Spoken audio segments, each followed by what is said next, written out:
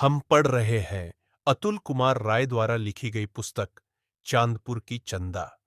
इसका हमने कल 21वां अध्याय पढ़ लिया था, तो आज इसका 22वां अध्याय पढ़ते हैं। आज से 6 महीने पहले मंटू को इस बात का दुख नहीं था कि एक साल में एक बार ही पैंट शर्ट क्यों सिलवाया जाता है। उसे इस बात का भी गम नहीं था कि मौसा 24 घंटे गाली ही क्यों देते हैं। ये भी चिंता नहीं थी कि दिन भर सरजू में तैरने और दियारे में घूमने के लिए मौसी नाराज क्यों नहीं होती है। उसे तो नाव चलाकर लुरकी गाते, गाय चराते, 10 दिन पर पढ़ने जाते, दियारे में आवारा की तरह घूमते, छत पर गाना बजाते और मछली मारते हुए जिंदगी इतनी खूबसूरत लगती थी कि गम, दुख, चिंता किस चिड़िया का नाम है, इसका कभी एहसास नहीं था।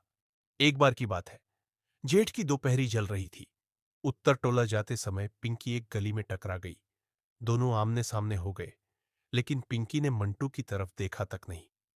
मंटू को ये नागवार गुजरा। उसे कई दिन तक खाना पीना ठीक नहीं लगा। वाह रे महारानी, एक नजर देख लिया होता तो कौन सा गोराई आपका कम हो गया होता।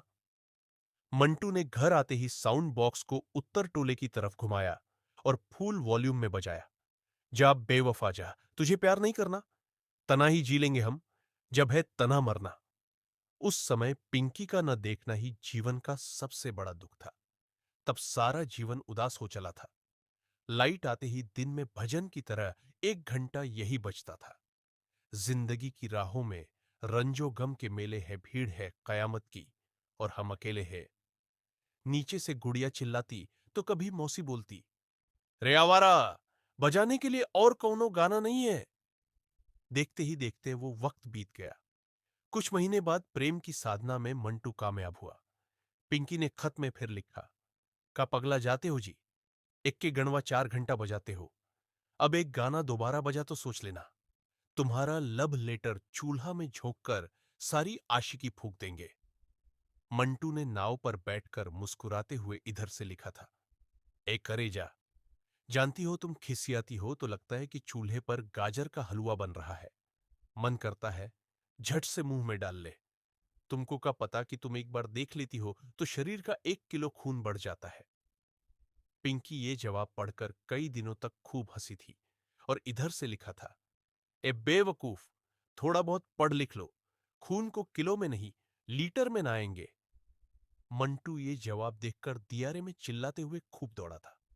तब उसे लगा था कि खत आना जाना और सवाल का जवाब और जवाब का सवाल आना ही जीवन की सबसे बड़ी उपलब्धि है।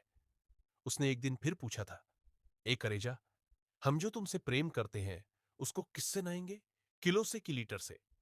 पिंकी ने अगले खत में इस सवाल का जवाब लिखा था, थप्पड़ से। यह पढ़कर मंटू खूब हंसा था और उस चिट्ठी को चूमते हुए छत पर बजते गाने का वॉल्यूम बढ़ा दिया था। मेरे दिल में आज क्या है, तू कहे तो मैं बता दूं। लेकिन आज इन 2 महीनों में हैरत इस बात की है कि जिंदगी 180 डिग्री उल्टी हो गई है। आज मंटू किससे बताए कि उसके दिल में क्या है। आज तो बिना किसी टेप रिकॉर्डर के ही गम के अंतहीन गाने रिपीट मोड में बज रहे हैं। समझ नहीं आ रहा कि जिंदगी ने ये कौन सा रेडियो स्टेशन पकड़ लिया है जिसमें 24 घंटे सिर्फ दर्द के नगमे ही सुनाई दे रहे हैं। यही सब सोचते सोचते रात गहरा गई। अंतहीन विचारों के तूफान में आंखों से नींद गायब हो गई। दियर में हवा सनन सनन चलने लगी। ठंड बढ़नी शुरू हो गई। ठंड से बचने के लिए राकेश ने मड़ई के चारों तरफ बबूल के पेड़ की लकड़ी और पुआल रख दिया था। पुआल में हवा न घुसे इसलिए पुआल के ऊपर प्लास्टिक बांध दिया गया था। लेकिन फिर भी न जाने कहां से हवा आती और सारे शरीर को सुन्न कर देती थी। मंटू ने आंख पोंछकर फिर करवट बदल लिया। बगल में देखा, राकेश बेसुध सोया है और मड़ई की दरार से हवा और चांदनी उसके चेहरे पर एक साथ टकरा रही है। मंटू की नजरें उस दरार से झांक रहे आसमान में अटक गई। उसने देखा कि चमकीले चांद को कोहरे ने ढक लिया है। एक पल लगा कि क्या उसका जीवन भी ऐसा नहीं हो गया है। क्या इस कोहरे भरे रात की सुबह भी होगी या नहीं। चांद को देखकर उसकी तंद्रा टूट गई।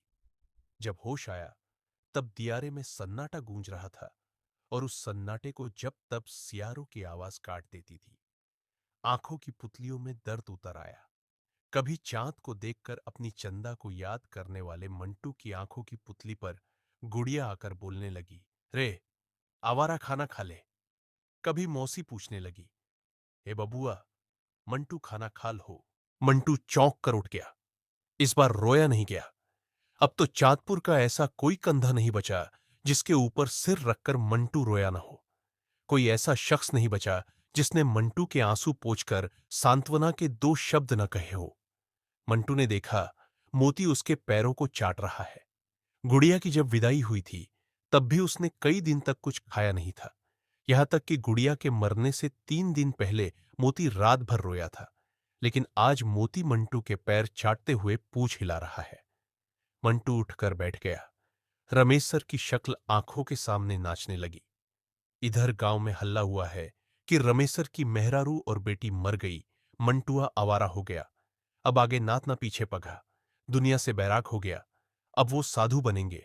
आज वो सारा घर भूत खाने की तरह साई साई कर रहा है। जिस घर के दरवाजे उसके लिए हमेशा खुले थे वो अब डरा रहे हैं।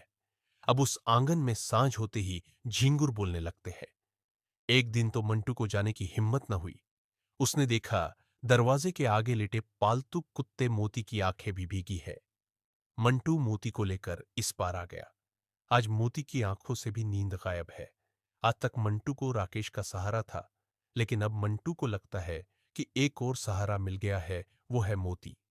मोती अब उसके साथ ही जगता है, साथ ही सोता है। लेकिन शीतलहर जब बढ़ जाएगी तब क्या होगा? आज तो राकेश दोनों टाइम घर से खाना लाता है, लेकिन कब तक लाएगा?